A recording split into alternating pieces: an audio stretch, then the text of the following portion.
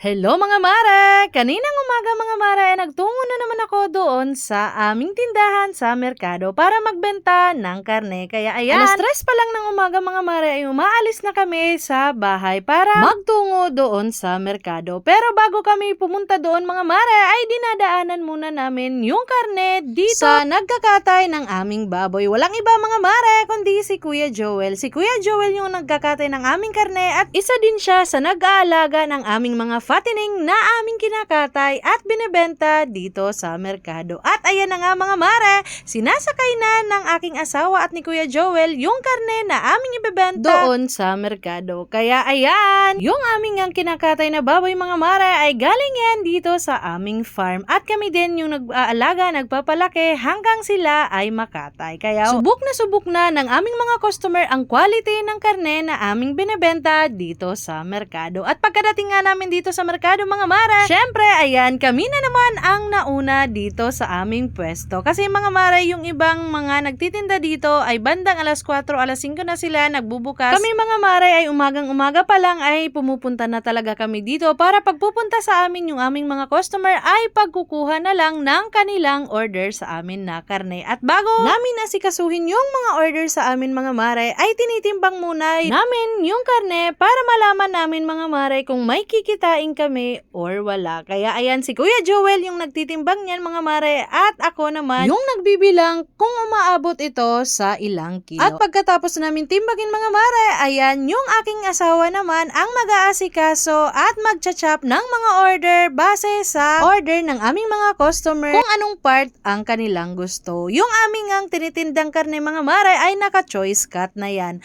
Mayroong pork chop, liempo, pige at iba pang parte ng baboy. At sa lamang loob mga mare, si Kuya Joel yung nag-aasikaso niyan kasi kada araw may kumukuha niyan na nagluluto ng lugaw. At yung iba naman mga mare ay ginagawang paninda doon sa kanilang pwesto. Yung aming ang mga customer mga mare ay halo-halo na yan. May nagluluto ng barbecue, nagluluto ng ulam at may pwesto na kainan dito sa amin. Kaya naman nauubos agad yung aming karne, hindi pa nagtatanghali. Kaya ako mga mare, umuwi na ako ng bahay para na rin makagawa ako ng iba pang gawain sa bahay dahil alam nyo naman mga mare, ina at asawa din ako. Kaya naman may mga responsibilidad pa ako doon sa aming bahay. At pagkarating nga ng aking asawa galing doon sa merkado ay eto naman yung kanyang inasikaso. Pinaliguan niya si Biyaya. Ito yung isa namin naipundar na bagay dito sa amin mga mare. Kaya laking pasalamat namin mga mare na hanggang ngayon ay patuloy kaming binibiyayaan ng Panginoon ng lakas para may pagpatuloy namin yung aming nasimulan na negosyo. At fast forward na nga tayo mga mare, eto nga kaming mag-asawa, nagtungo na nga kami dito sa kulungan namin ng inahin para magpakain. Kada alas 3 ng hapon mga mare